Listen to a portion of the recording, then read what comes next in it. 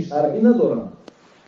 لیکن در جامعه ترمیزی آمده است که آیشه مادرمان ای جاگه خوش نقل کردگی گفته است تا زمانی که ما با پیامبر همخوابه میشیدیم نه وی از من میدید نه من از وی میدیدم.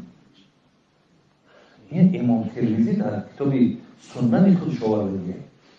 خب معامله آیشه با پیامبرمان، لیکن فقهای ما همین مذهب حنفی اجازه دادن که زن اگر با دستش از مرد میساز کنه، مردک با دستش ای زن میساز کنه، خب یا اینکه مثال مردک از بگیم پیشی بری زنک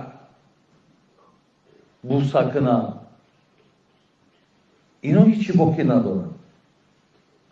من زور میاد نمیتونم خیلی بفهمونم، زیرا که سخنهایی هستن برادر عزیز که فردا اینها را گوش میکنن یگان خیری نمیاد در راستای من شخصا.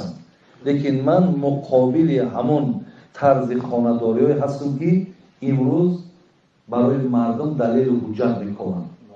برادرای عزیز همین شیخ صدی یک شعر زیبا داره، میگه طیران مرغ دیدی؟ میگه وقتی مرغ در آسمان میبینی پریده سای لحظه میبری که این مهمتری پریده بتونم. طیران مرغ دیدی؟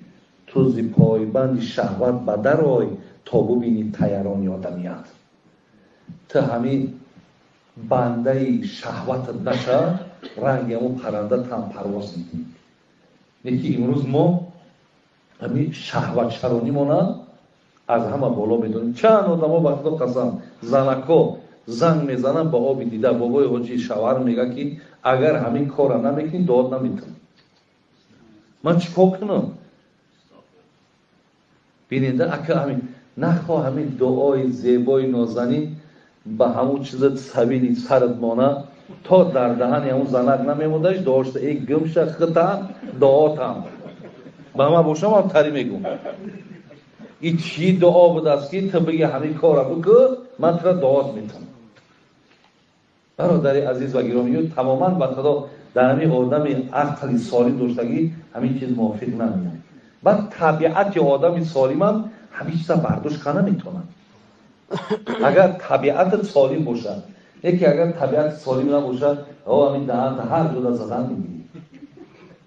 برای همین ما این چیزا برادر عزیز جانبدار نیستیم هیچ کدام هم برای اینکه یگان دلیل شرعی در همین وجود نداره.